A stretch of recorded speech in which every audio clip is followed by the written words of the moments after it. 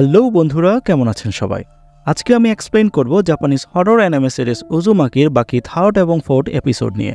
গত ভিডিওতে আমি এপিসোড 1 এবং 2 এর কাহিনী আপনাদের বলে দিয়েছিলাম। যদি আপনারা আমার আগের ভিডিওটি না দেখে থাকেন তাহলে এই ভিডিওতে অনেক কিছুই বুঝতে পারবেন না। তাই আমি অনুরোধ করব এই ভিডিও দেখার আগে সেই ভিডিওটি দেখে নিন। এপিসোড 1 এবং 2 এর এক্সপ্লেনেশন ভিডিওর লিঙ্ক ভিডিওর ডেসক্রিপশনে এবং পিন কমেন্টে পাবেন। আলোচনা শুরু করার আগে আপনাদের সকলের কাছে আমার একটি ছোট্ট অনুরোধ থাকবে। আমার এই ভিডিওটি যদি আপনাদের ভালো লাগে তাহলে অনুগ্রহ করে ভিডিওটিতে লাইক দিন এবং আমার এই চ্যানেলটিকে সাবস্ক্রাইব করতে ভুলবেন না। আপনার এই ছোট্ট একটি ক্লিক আমাদের জন্য অনেক কিছু। তাহলে আর দেরি না করে সরাসরি দেখি সিনেমার কাহিনী কি। দ্বিতীয় পর্বের শেষে আমরা দেখি কিরি এবং তার ভাই মিৎসুও লাইট হাউসের তাপ থেকে বাঁচতে পালাতে গিয়ে সিঁড়ি থেকে পড়ে যাচ্ছিল। তো তৃতীয় পর্বের শুরুতে আমরা কিরিকে হসপিটালের বেডে বসে থাকতে দেখি। ইতিমধ্যে 1 মাস পেরিয়ে গেছে। কিরির ভাইকে হসপিটাল থেকে রিলিজ দেওয়া হয়েছে, কিন্তু কিরির পা ভেঙে যাওয়ার কারণে তাকে আরও বেশ কয়েকটা দিন হসপিটালে থাকতে হবে। এই সময় সুইচি তাকে দেখতে আসে এবং বলে যে আমাদের কানের ভেতরে একটি পেঁচানো অঙ্গ থাকে যার নাম ককলিয়া, যার সাহায্যে আমরা শুনতে পাই। সেটি এখন তার মায়ের জন্য চিন্তার কারণ হয়ে দাঁড়িয়েছে। আমরা দেখতে পাই সুইচি এবং তার মা হসপিটালের ডিরেক্টর ডাক্তার কাওয়ামোতোর সাথে দেখা করতে গিয়েছিল।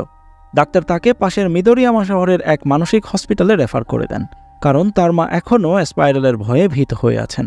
এই সময় সুচি দেয়ালে টাঙানো একটি কানের অ্যানাটমিক্যাল পোস্টারে পেঁচানো সেই ককলিয়া অঙ্গটি দেখতে পায়। সে আশঙ্কা করে যে তার মা যদি জানতে পারেন যে কানের ভেতরে এরকম একটি স্পাইরাল অঙ্গ আছে তাহলে তিনি আবারও ভয় পেয়ে অসুস্থ হয়ে পড়বেন, কারণ তার মা এইটা ভেবে কিছুটা নিশ্চিন্ত যে তার শরীরের সকল স্পাইরাল চিহ্ন দূর হয়েছে, যদিও তার মা সেই সময় সেই ককলিয়ার ছবিটি খেয়াল করেননি। এই সময় বাইরে মশার পাল দেখা যায় যেগুলো কুণ্ডলি পাকিয়ে উঠছে। সেই সময়টা ছিল মশার প্রজনন মৌসুম, আর পুরুষ মশারা এইভাবে ঝাঁক বেঁধে কুণ্ডলি পাকিয়ে স্ত্রী মশার সাথে ম্যাটিং করে। সুচি এর মধ্যেও স্পাইরালের অভিশাপ টের পায়। পরবর্তী দৃশ্যে দেখা যায় হসপিটালে সেদিন প্রায় 10 জন প্রেগনেন্ট মহিলাকে ভর্তি করানো হয়, যারা সবাই মশার কামড়ে অসুস্থ হয়ে পড়েছিল, এবং তাদের মধ্যে কিরির কাজিন কেইকোও ছিল। নার্স তাকে কিরির ক্যাবিনে শিফট করে দেন, কারণ ম্যাটার্নিটি ওয়ার্ড প্রেগন্যান্ট মহিলায় ভরে গিয়েছে। এতে কিরি খুশি হয় এবং কেইকোর ব্যাগ থেকে তার জিনিসপত্র বের করতে থাকে। কিরি তার ব্যাগের ভেতরে একটি অদ্ভুত ভারী যন্ত্র দেখতে পায়। কিরি এ ব্যাপারে জিজ্ঞেস করলে কেইকো তার প্রশ্ন এড়িয়ে গিয়ে সেটিকে ড্রয়ারে রাখতে বলে। পরদিন সকালে হসপিটালে শোরগোল পড়ে যায়। বেডে 2 জন রোগীর মৃতদেহ পাওয়া গিয়েছে, যাদের সারা শরীর জুড়ে ক্ষতচিহ্ন দেখা যায়, এবং কারা যেন তাদের সমস্ত রক্ত চুষে নিয়েছে। লোকজন ভাবছে তাদের কখন খুন করা হলো। তারা তো কোনো শব্দ শুনেনি। গত রাতে শুধু মশার ভন ভন শব্দ শোনা যাচ্ছিল। কিরি এই ব্যাপারে কেইকোকে জানালে ওই মহিলা সেটি পাত্তা দেয় না। এই সময় সুচি এসে দেখে কিরিকে মশা কামড়াচ্ছে। সে অ্যারোসল স্প্রে করে ওই মশাটিকে মেরে ফেলে। সুচি জানায় শুধু ডিম ভর্তি স্ত্রী মশারাই রক্ত পান করতে আসে, কারণ প্রাণীর রক্ত তাদের পেটের ভেতরের ডিমকে পুষ্টি যোগায়। স্প্রে করার কারণে কেইকো কাশতে থাকে এবং নার্স সুইচিকে রুম থেকে বের করে দেয়। রাতের বেলা কিরি কেইকোকে মশার কামড় থেকে সাবধান থাকতে বলে, কিন্তু ওই মহিলা বলে যে মশাদের সে অনেক পছন্দ করে। মধ্যরাতে মশার ভন ভন শব্দে কিরির ঘুম ভাঙে। রুমের বাইরেও কি দিলে সে দেখতে পায় একদল প্রেগন্যান্ট মহিলা হাতে হ্যান্ড ড্রিল মেশিন নিয়ে জম্বির মতো করে হেঁটে আসছে। কিরি দেখে যে এক একজন বিভিন্ন রুমে ঢুকে রোগীদের শরীরে ড্রিল করে রক্ত পান করছে। এটা দেখে সে ভয় পায়। তখন এক জম্বি মহিলা তাকে দেখে তার পিছু নেয়। আহত কিরি পালাতে গিয়ে পড়ে যায়, আর ওই জম্বি মহিলা কিরিকে মারতে যাচ্ছিল। এই সময় এক ওয়ার্ড বয় চলে আসে। তখন আরও কিছু জম্বি মহিলা তাকে ঘিরে ধরে এবং বাতাসে স্পাইরাল চিহ্ন এঁকে তাকে বেহুশ করে তার শরীরে ড্রিল করে রক্ত পান করতে থাকে। গোলমাল শুনে এক নার্স দেখতে আসলে তাকেও একদল জম্বি মহিলা মেরে রক্ত পান করতে থাকে। যথেষ্ট রক্ত পান করার পর তাদের নজর কিরির দিকে চলে যায়। ওই জম্বি মহিলা বলে, তুই সব জেনে ফেলেছিস, তাই তোকেও মরতে হবে। তখন কিরি দ্রুত তার কেবিনে এসে দরজা লাগিয়ে দেয় এবং কেইকোকে সাহায্যের জন্য ডাকে।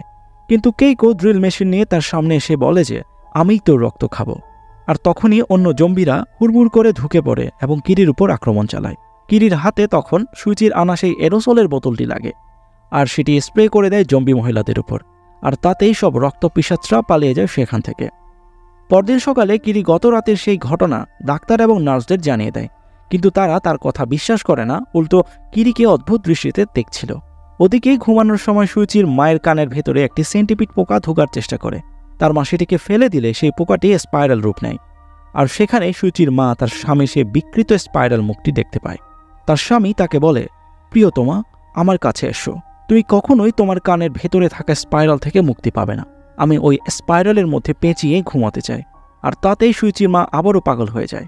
সে সুচিকে বলে তার স্বামী তার কানের ভেতরে থাকা স্পাইরাল থেকে তাকে ডাকছেন। তখন সুচি বলে, তোমার কানের ভিতরে কোনো স্পাইরাল নেই, তুমি দুঃস্বপ্ন দেখেছ। তবুও সুইচির মা তা বিশ্বাস করতে চান না, আর ডাক্তারের রুমে চলে যান নিজের চোখেই কানের ভেতরের ছবি দেখতে। কিন্তু সুইচির কথায় ডাক্তার আগেই সেই পোস্টারটি সরিয়ে ফেলেছেন, আর সুইচির মা কিছুই দেখতে পান না। এবং ডাক্তার তাকে আশ্বস্ত করে বলেন যে কানের ভেতরে ওরকম পেঁচানো কিছুই নেই। তবুও সুইচির মা শান্তি পান না। স্যালাইনের বোতলের পানিতে ঘূর্ণি দেখতে পান এবং তার মাথার ভেতর থেকে তার স্বামীর কথাবার্তা শুনতে পান, যা তাকে স্পাইরাল হওয়ার জন্য ডাকছে। সুচির মা তখন একটি কাঁচি নিয়ে তার কানের ভেতরে আঘাত করেন, যাতে তার সেই স্পাইরালটি বের হয়। এতে করে তিনি আহত হয়ে স্পাইরালের ভয় নিয়ে মারা যান। তার মৃতদেহ পোড়ানো হয় এবং আকাশে সেই ধোঁয়া একই রকম স্পাইরাল আকৃতি নিয়ে ড্রাগনফ্লাই লেকে গিয়ে মিশে যায়। ওদিকে কিরির বাবা মিস্টার গোসিমা ড্রাগনফ্লাই লেকের কাদামাটি দিয়ে তার মাটির জিনিসপত্র তৈরি করেন এবং সেগুলো চুল্লিতে পোড়ালে আগুনের মধ্যেও উজুমাকি বা ঘূর্ণি দেখতে পান। ওদিকে প্রেগন্যান্ট মহিলারা তাদের বাচ্চা জন্ম দিয়েছেন, যা বেশ বড় এবং স্বাস্থ্যবান দেখা যায়। হসপিটালে কিরিকে খাবার দেয়া হয়, যা কিরি খেতে পারে না, কারণ সেখানে মাশরুম ছিল, যার মধ্যে সে রক্তের গন্ধ পায়। আর বাইরে এসে শুনতে পায় রোগীরা বলাবলি করছে যে এই মাশরুম খেতে বেশ সুস্বাদু লেগেছে তাদের কাছে, তারা আরও বেশি বেশি মাশরুম খেতে চায়। বাচ্চাদের ওয়ার্ডের কাছে এসে কিরি আর সুচি মশার ভনভন শব্দ শুনতে পায়, আর দেখে যে সদ্যজাত বাচ্চাগুলো বড়দের মতো করে বলছে তাদের আর সেই উষ্ণতম স্থানে, অর্থাৎ তাদের মায়ের পেটের ভিতরে ফিরে যেতে তর সইছে না।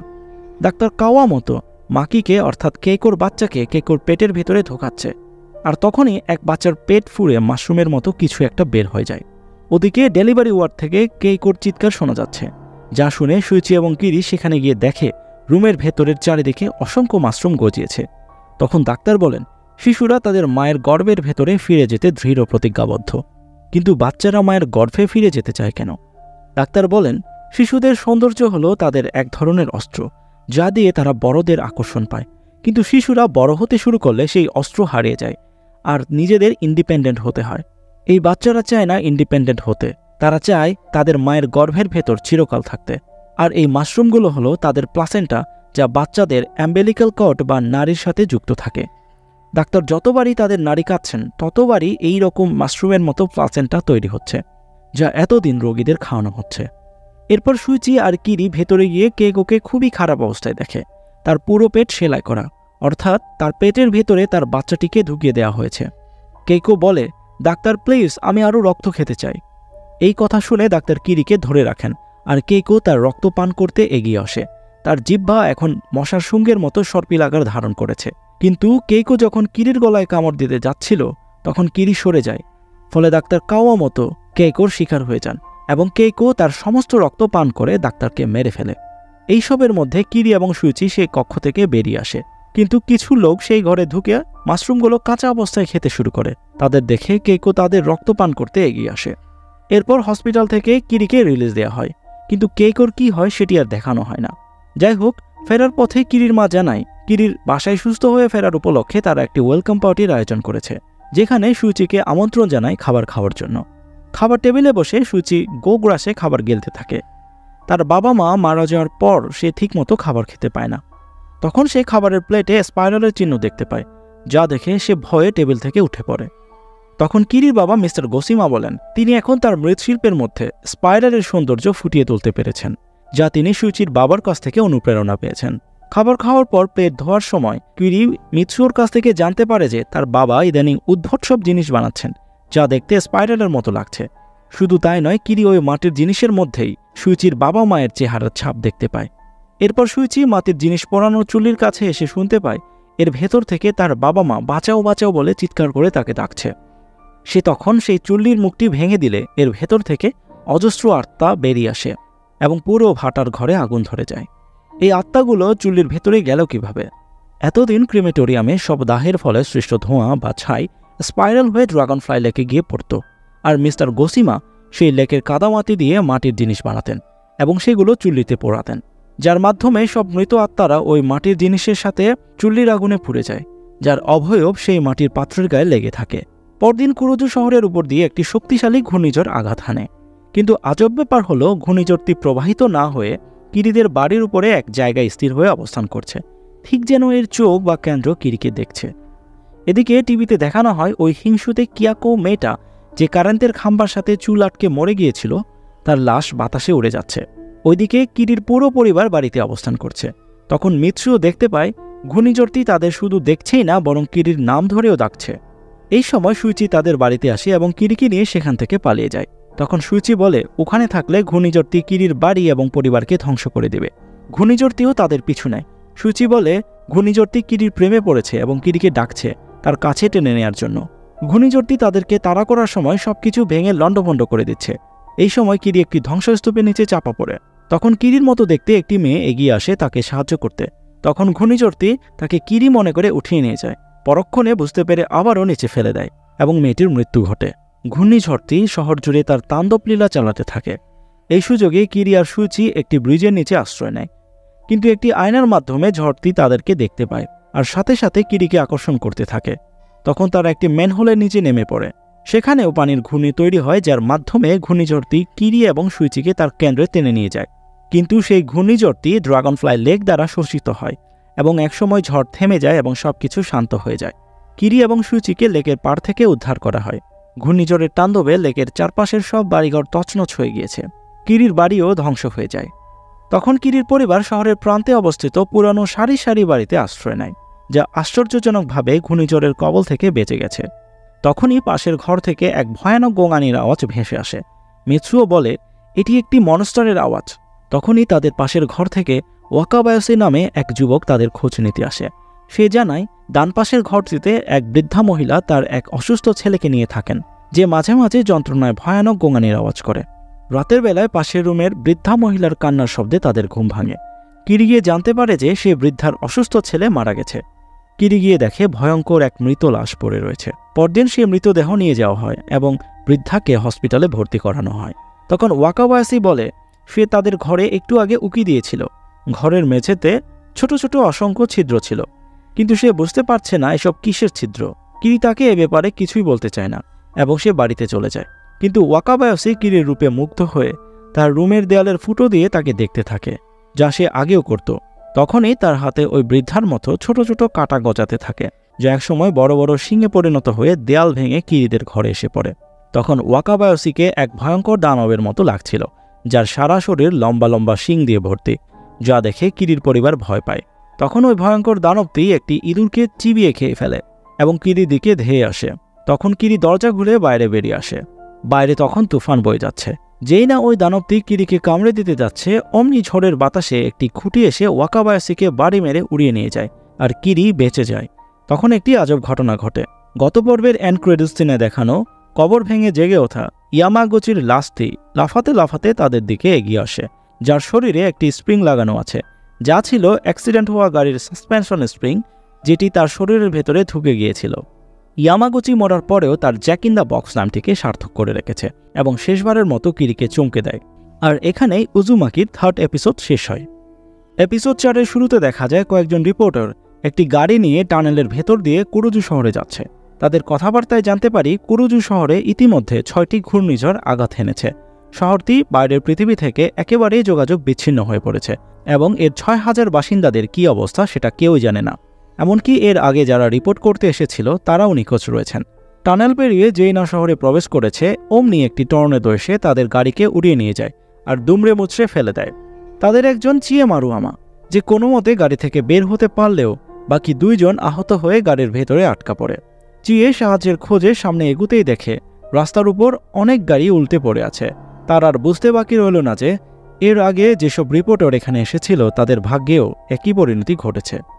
সে দেখতে পায় ঘূর্ণিঝড়ের আঘাতে পুরো শহর ধ্বংসস্তূপে পরিণত হয়েছে।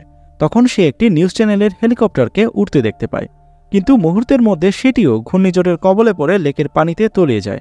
আর একটু সামনে এগুতে এসে দেখে চারপাশে অসংখ্য মরা লাশ ধ্বংসস্তূপের নিচে চাপা পড়ে আছে। সে ঘূর্ণে এমন একটি বিশাল জলরাশির সামনে এসে থমকে দাঁড়ায়। এটি হলো সেই ড্রাগনফ্লাই লেক, যেটি 6টি ঘূর্ণিঝড়কে শোষণ করে নিয়েছে।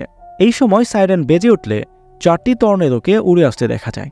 অদ্ভুত ব্যাপার হলো এর ভেতরে কিছু মানুষকে উড়ন্ত অবস্থায় দেখা যাচ্ছে, যারা কুরুজু হাই স্কুলে আক্রমণ করে ধ্বংসযজ্ঞ চালায়।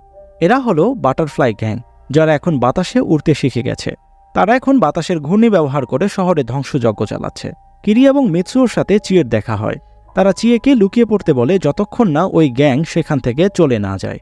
এরপর চিয়ে কিরিদেরকে তার পরিচয় দেয়। সে হলো টয়ো টিভির সাংবাদিক।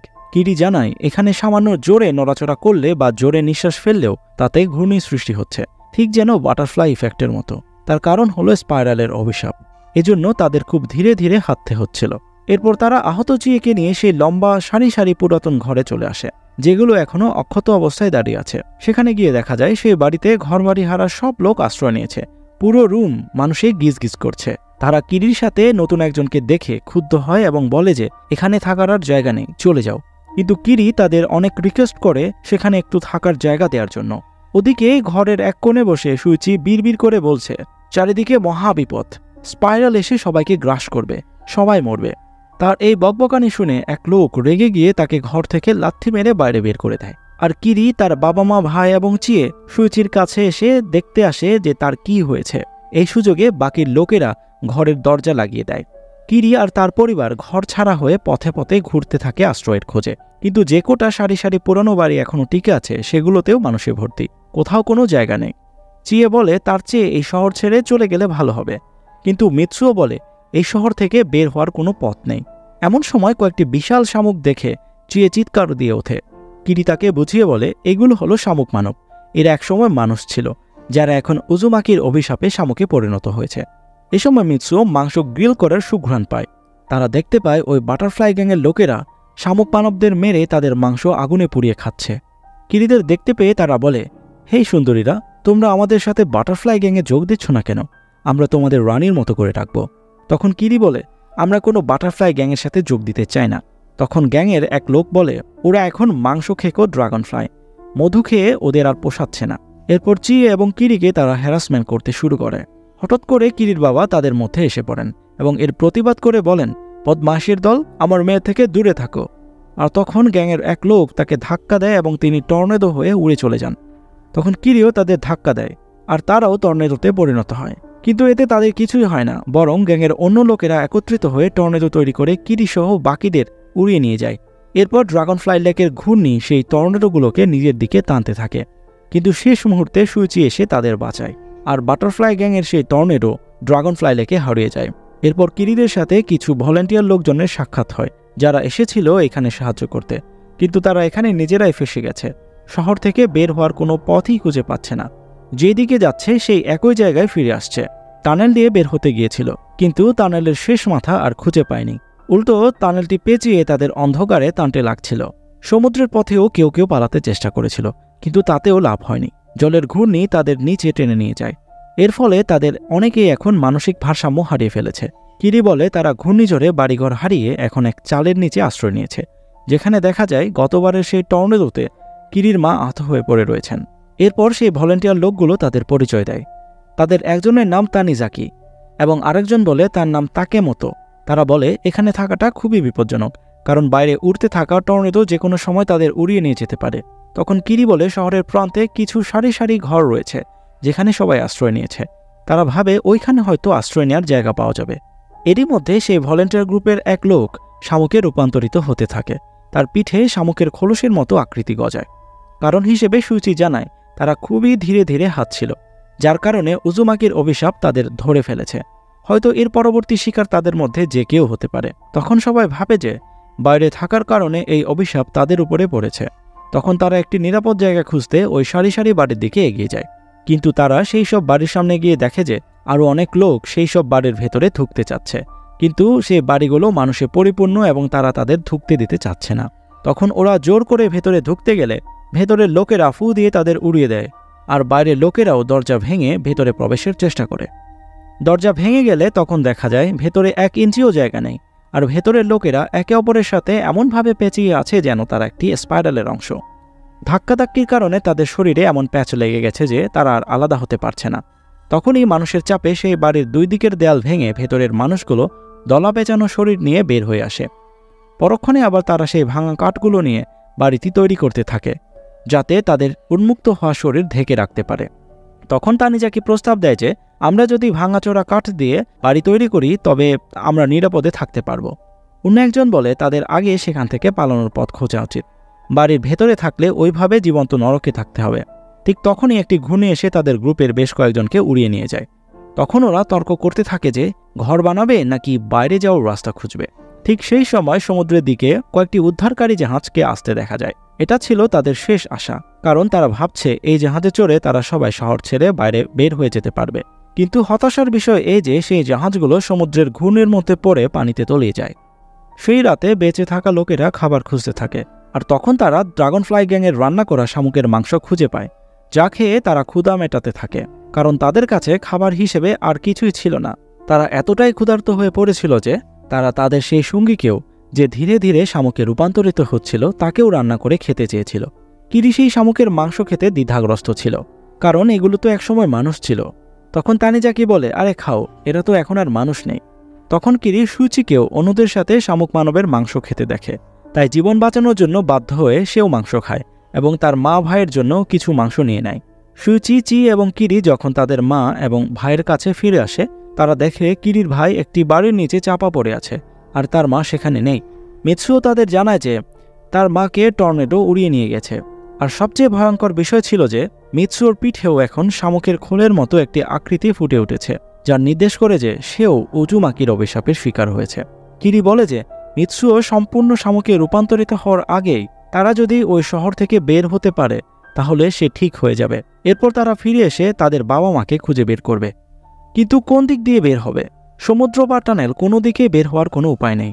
তাই তারা শেষ চেষ্টা হিসেবে পাহাড়ের বনের ভেতর দিয়ে বের হওয়ার রাস্তা খুঁজবে। কিন্তু সুইচি বলে কোনো লাভ নেই, এই শহর স্পাইরালের অনন্ত অভিশাপে আক্রান্ত হয়ে পড়েছে। তবুও তারা মিৎসুওকে নিয়ে পাহাড়ের পথ ধরে হাঁটতে থাকে। সেখান থেকে দেখা যায় তানিজাকি সারি সারি ঘরগুলো ঠিক করছে এবং চিৎকার করে তাদেরকে ডাকছে, এবং তাতেই একটি ছোটখাটো ঘূর্ণিঝড় তাদের উপর দিয়ে বইয়ে যায়। তারা বনের ভেতরে পৌঁছালে দেখতে পায় বনের গাছপালা, ঘাস, লতাপাতা সবই স্পাইরালে পরিণত হয়েছে, আর তাদের পথ যেন শেষই হচ্ছে না। কিন্তু রাস্তায় তারা সেই শামুকের মাংস খেকো দলকে দেখতে পায়, যারা নাকি তাদের অনুসরণ করে এই পাহাড়ি রাস্তা দিয়ে আসছিল, কিন্তু কি করে যেন তাদের সামনে এসে পড়েছে। তখন একজন বলে এই শহরের সব রাস্তা ঘুরিয়ে ফিরে আগের জায়গায় নিয়ে আসে, তারা কখনোই এখান থেকে বের হতে পারবে না, এবং সে হতাশ এবং প্যানিকগ্রস্ত হয়ে পড়ে। তারপরও তারা সামনে এগুতে থাকে। চলতে চলতে তাদের একজন শামুকে পরিণত হয়ে যায়, এবং সেই লোকেরা খুশিতে নেচে ওঠে যে ওরা এখন ওকে খেয়ে ফেলতে পারবে। আরেকজনের তো তরই হয়েছিল না, সে শামুকের খোলসের ভেতরে ঢুকে পড়ে শামুকের কাঁচা মাংস খেয়ে ফেলে। তখন কিরিরা ভয়ে সেখান থেকে পালিয়ে যায়। যদি ওরা জানতে পারে যে মিৎসুও শামুকে পরিণত হতে চলেছে, তবে তারা তাকেও খেয়ে ফেলবে। এদিকেই সুচি বলতে থাকে যে এই রাস্তা কখনোই শেষ হবে না, আর তারা কখনোই বের হওয়ার রাস্তা খুঁজে পাবে না, কারণ সবকিছু স্পাইরাল অভিশাপে আক্রান্ত। শুধু তাই নয়, সুচি একটি গাছের গুড়ির মধ্যে তার বাবার সে বিকৃত স্পাইরাল চেহারা দেখতে পায়, যেটি সুচিকে ডেকে বলছে, আমার কাছে চলে এসো বাবা। সুচি তখন ভয় পেয়ে দ্রুত সেখান থেকে পালিয়ে যায়। তারা হাঁটতে হাঁটতে ক্লান্ত হয়ে পড়ে। তারা দেখতে পায় যে জঙ্গলের সব গাছ, এমনকি তাদের ঘড়ির কাঁটাও স্পাইরাল আকৃতির হয়ে গিয়েছে। দুর্ভাগ্যবশত সেই শামুক খেকো লোকদের সাথে তাদের আবারও দেখা হয়, এবং তারা মিৎসুওকে সন্দেহ করে যে সেও কি শামুকে পরিণত হচ্ছে। কিন্তু চি এবং সুইচি কোনোভাবে পরিস্থিতি সামলে নেয়। সুইচি মিৎসুওকে তার পিঠে তুলে নেয়।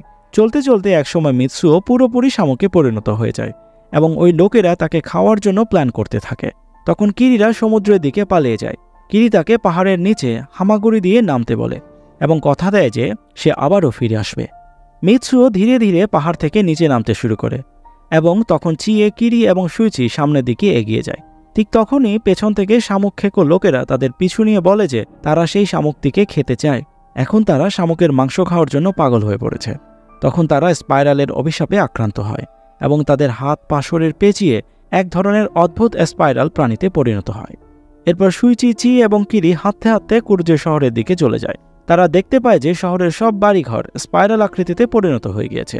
সুইচি জানায় যে সারি সারি ঘরগুলো বাড়তে বাড়তে এমন স্পাইরাল রূপ নিয়ে নিয়েছে। কিন্তু কিরি বলে এত দ্রুত কিভাবে সম্ভব হলো? তখন সুইচি বলে সেখানে সময় খুব দ্রুত বয়ে যাচ্ছিল, তারা পাহাড়ে ছিল বলে সেটি টের পায়নি। শহরের ভেতরে এসে ওরা দেখে সমস্ত বাড়িগুলো খুব সুন্দরভাবে জোড়া দিয়ে স্পাইরাল রূপ দেওয়া হয়েছে। তখন সুইচি ব্যাখ্যা করে যে হয়তো এই শহর অনেক আগেই এমন স্পাইরাল কাঠামোতে তৈরি হয়েছিল। এটা হলো কুরুজু শহরের আদিরূপ। সময়ের সাথে সাথে সেই বাড়িগুলো ভেঙে যায় এবং আধুনিক কুরুজু শহর গড়ে ওঠে। অতীতের নিদর্শন হিসেবে সেই পুরানো সারি সারি বাড়িগুলো টিকেছিল, তবে এখন এটি আবারও তার আগের চেহারায় ফিরে এসেছে। কিরি বলে যে তাকে তার বাবা মাকে খুঁজে বের করতে হবে, এবং সুইচিও বলে তাকে সেই স্পাইরালের রহস্য উদ্ঘাটন করতে হবে। তাই তারা 3 জন শহরে প্রবেশ করে এবং তানিজাকিকে দেখতে পায় যে স্পাইরাল লোকদের লাশগুলোকে পরিষ্কার করছে। তার বয়স অনেক বেড়ে গেছে। এর অর্থ হলো স্পাইরালের মধ্যে সময়ও তার ইচ্ছামতো বাঁক নিচ্ছে এবং এখানকার সময় বাইরের বিশ্বের তুলনায় অনেক দ্রুত গতিতে অতিক্রান্ত হচ্ছিল। তানিজাকি তাদের বলে, তোমরা শহর থেকে বহুদিন আগে বের হয়ে গিয়েছিলে, অনেক বছর কেটে গেছে। ততদিনে শহরের বাসিন্দারা ঘরের ভেতরে থেকে এই সব ঘর সম্প্রসারণের কাজ করে যাচ্ছে। স্পাইরাল ঘরের কাজ এখনও কিছুটা বাকি আছে, কারণ অনেক জায়গায় রাস্তা বন্ধ হয়ে পড়ে রয়েছে। এখনও কিছু ঘরের দেয়াল জোড়া দেয়া বাকি। কিরি তার কাছে তার বাবা মায়ের বিষয়ে খোঁজ করে। তানিজাকি কিরিকে বলে যে সে এক মৃৎশিল্পী দম্পতির কথা শুনেছে, যারা এখনও ড্রাগনফ্লাই লেকের ধারে মাটির জিনিস বানায়। কিরি শুনে খুশি হয় এবং আনন্দের সাথে তাদের খুঁজতে যায়, কিন্তু তানিজাকি বলে তাদের খুঁজে পেলে তো ভালো, এত বছর হয়েছে সে এখানে আছে, কিন্তু এখনও সে ড্রাগনফ্লাই লেকের কাছে পৌঁছাতে পারেনি। ওদিকে কিরিরা বিভিন্ন জায়গা ঘুরে তার বাবা মায়ের খোঁজ করতে থাকে, কিন্তু কিছুতেই সে লেকের কাছে যেতে পারছিল না, যেন গোলক ধাঁধায় ঘুরছে। সময় খুব দ্রুত গড়িয়ে যায়, তারা ক্লান্ত হয়ে বসে পড়ে। কিরি জিজ্ঞেস করে, শহর যদি আগের রূপে ফিরে আসে তবে তখনকার মানুষ কেন এমন স্পাইরাল ঘর বানাবে? সুচি উত্তর দেয়, এই স্পাইরাল অভিশাপ প্রত্যেক শতাব্দী পরপর এই শহরে হানা দেয় এবং প্রতিবারই এরকম আদি রূপে ঘরগুলো পরিবর্তিত হয়। তখন চিয়ে জিজ্ঞেস করে, তাহলে এইসব ঘটনা ইতিহাসে লেখা নেই কেন? সুচি বলে, যারা এইসব স্মৃতি বহন করত তাদের মৃত্যুর সাথে সাথে এই স্মৃতিগুলোও মুছে যেত। তারপর তারা আবারও হাঁটতে থাকে। তখন আকাশে সেই স্পাইরাল ধোয়ার কুণ্ডলী দেখা যায়, অর্থাৎ তানিজাকি সে মৃতদেহগুলো পোড়াচ্ছিল, যার থেকে স্পাইরাল ধোঁয়া উৎপন্ন হয়ে এখন ড্রাগনফ্লাই লেকে গিয়ে মিশবে। তাই তারা সিদ্ধান্ত নেয় যে এই ধোঁয়া মিলে যাওয়ার আগেই সেটাকে অনুসরণ করে লেকে গিয়ে পৌঁছাবে। তারা বিভিন্ন ভাঙা বাড়ির ভেতর দিয়ে যাচ্ছিল, যেগুলোতে সেই স্পাইরাল মানুষগুলো বাড়ি মেরামতের কাজ করছিল। এমন এক বাড়ির ভেতর দিয়ে যাওয়ার সময় চিয়ে আটকে যায় এবং সেই বাড়ির বাসিন্দারা পুরো ঘরটি বন্ধ করে দেয়। তখনই বাড়ির ভেতর থেকে লোকজনদের চিৎকার করে বলতে শোনা যায়, সব বাড়ি একে অপরের সাথে সংযুক্ত হয়ে গিয়েছে, অর্থাৎ স্পাইরাল হাউসের নির্মাণ সম্পূর্ণ হয়েছে। আর তখনই বাড়ির ভেতর থেকে তাদের সবার হুড়মুড়িয়ে গড়িয়ে যাওয়ার শব্দ শোনা যায় এবং তারা সবাই ওই স্পাইরাল ঘরের কেন্দ্রে গিয়ে পড়ে। শব্দ থামলে সুইচি এবং কিরি বাড়ির ভেতরে প্রবেশ করে দেখে পুরো ঘর খালি। হেঁটে হেঁটে তারা একসময় সেই স্পাইরালের কেন্দ্রে এসে পৌঁছায়। তারা দেখতে পায় সেই লেকের পানি শুকিয়ে গেছে এবং একটি বিশাল সিঙ্ক হোল্ড বা গর্ত তৈরি হয়েছে, যার নিচে যাওয়ার জন্য একটি পেঁচানো সিঁড়িও রয়েছে। তারপর সুইচি এবং কিরি ধীরে ধীরে নিচে নামে, যাতে কিরি তার মাকে খুঁজে পেতে পারে। কিন্তু পথে এক অদ্ভুত স্পাইরাল আকৃতির মানুষ কিরিকে ধরে ফেলে এবং তার পায়ে কামড় বসিয়ে দেয়। কিরিকে বাঁচাতে সুইচি সেই প্রাণীটিকে নিয়ে নিচে পড়ে যায়। তখন কিরি একা একা সিঁড়ি দিয়ে নিচে নামে। নামতে নামতে একসময় রাস্তা শেষ হয়, তবুও দেখা যায় এর নিচে অনেক স্পাইরাল স্ট্রাকচার রয়েছে। কিরি পিছলে পড়ে যায় এবং নিচে পড়তে থাকে। জ্ঞান ফিরলে সে দেখে সে এক অদ্ভুত স্পাইরাল দুনিয়ায় এসে পড়েছে, যার মাটি পেঁচানো মৃত লাশে ভরা, আর চারিদিকে অনেক স্পাইরাল বিল্ডিং এবং বড় বড় স্পাইরাল আকৃতির টাওয়ার ছিল। সেখানে প্রচুর চোখ ঝলসানো আলো ছিল। চারপাশে স্পাইরাল মানবদের বিশাল সমুদ্র ছিল, যারা উপরের স্পাইরাল ঘর থেকে এসে পড়েছিল। তারা একদৃষ্টিতে সেই স্পাইরাল টাওয়ারের দিকে তাকিয়ে আছে। কিরি সুইচিকে খুঁজতে খুঁজতে সেই স্পাইরাল মানুষের দেহের উপর দিয়ে এগিয়ে যায়। কিছু দূর গিয়ে তার বাবা মাকে সেই স্পাইরাল বডিগুলোর উপর দেখতে পায়। তারাও স্পাইরাল এবং পাথরে পরিণত হয়ে মাটির সাথে মিশে যাচ্ছে। তখন সুইচি তাকে ডাক দেয়, যে মাটিতে পড়েছিল। সুইচি বলে এই স্পাইরাল ধ্বংসাবশেষগুলোই স্পাইরাল অভিশাপের পেছনের কারণ, যেটি তার ইচ্ছা শক্তি দিয়ে মানুষদের নিয়ন্ত্রণ করছিল এতদিন। এই স্পাইরালগুলো তার কেন্দ্রের দিকে মানুষদের আকর্ষণ করত। এই স্পাইরাল স্থাপনাগুলো কারা তৈরি করেছে এবং কী কারণে তৈরি করেছে তা কেউ জানে না, তবে এগুলো এখন তাদের পূর্ণ শক্তিতে সক্রিয় এবং শতাব্দী ধরে উপরের মানুষের উপর টোপ ফেলে তাদের উপর ক্ষুধা মেটাচ্ছে। কিরি জিজ্ঞেস করে, তাহলে এখন আমাদের কি হবে? উত্তরে সুইচি বলে, সে এখন পুরোপুরি হার মেনে নিয়েছে এবং স্পাইরালের বিরুদ্ধে আর লড়তে চায় না। সে বলে, এই স্পাইরাল অভিশাপ কেটে গিয়েছে, এখনও একটি সুযোগ আছে, তাই এখান থেকে চলে যাও। তখন কিরি বলে সে আর একা লড়তে পারবে না, তাই সে এখানেই সুইচির সাথে থাকতে চায়। তখন তারা দুইজন একে অপরের হাত ধরে এবং একটি স্পাইরালের মধ্যে একত্রিত হয়ে যায়। আর তখন কেন্দ্রের স্পাইরাল টাওয়ারটি ড্রিল মেশিনের মতো ঘুরতে ঘুরতে উপরে উঠে যায় আর উপরের সেই গর্তের মুখ আটকে দেয়। শহরের সবাই স্পাইরালে রূপান্তরিত হওয়ার সাথে সাথে শহরের অভিশাপ শেষ হয়ে যায় এবং পুরো কুরোজু শহর একটি বৃত্তে পরিণত হয়ে যায়। এখানেই চতুর্থ পর্ব শেষ হয় এবং উজুমাকি সিরিজেরও সমাপ্তি ঘটে। এন্ড ক্রেডিট সিনে আমরা শুরু দৃশ্যের মতো একই রকম দৃশ্য দেখি, তবে চরিত্রগুলো ভিন্ন ছিল। এখানে দেখা যায় একটি নতুন শহরের পুনর্জন্ম হয়েছে। শুরু দৃশ্যের মতো একটি মেয়ে একটি ছেলেকে বলছে, আচ্ছা আমরা একসাথে এই শহর ছেড়ে পালিয়ে গেলে কেমন হয়, যা নির্দেশ করে যে শত শত বছর পরে এই অভিশাপ আবারও ফিরে আসে এবং পুরো শহরটি একসময় স্পাইরাল আকৃতির ধারণ করবে, অর্থাৎ এই উজুমাকি অভিশাপের পুনরাবৃত্তি ঘটতে থাকবে। এখন উজুমাকি স্পাইরাল ইনটু হরর সিরিজের কিছু বিষয় নিয়ে আলোচনা করা যাক। এই সিরিজটি মূলত জুনজি ইথোর মাঙ্গা উপন্যাস উজুমাকির 3টি ভলিউমের প্রায় 20টি চ্যাপ্টারের বিভিন্ন গল্প নিয়ে সাজানো হয়েছে।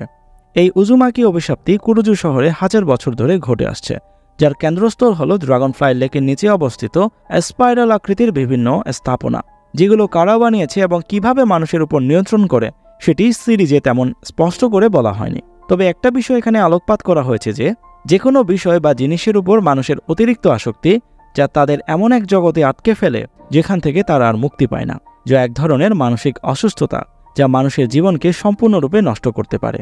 লেখক এখানে উজুমাকি নামক সর্পিল অভিশাপের ধারণা ব্যবহার করে সমাজের গঠন এবং এর ভেঙে পড়ার বিষয়টি গুরুত্ব দিয়েছেন। সিরিজটি সামাজিক, নৈতিক এবং শারীরিক দিক থেকে সমাজের পতনের সময় কি কি ঘটতে পারে তা বিশ্লেষণ করে। জুনজি ইথো স্পাইরাল হররকে রূপক হিসেবে ব্যবহার করেছেন বাস্তব জীবনের সেই ভয়াবহতাগুলোকে তুলে ধরতে, যা মানবজাতিকে ধ্বংস করে দিতে পারে।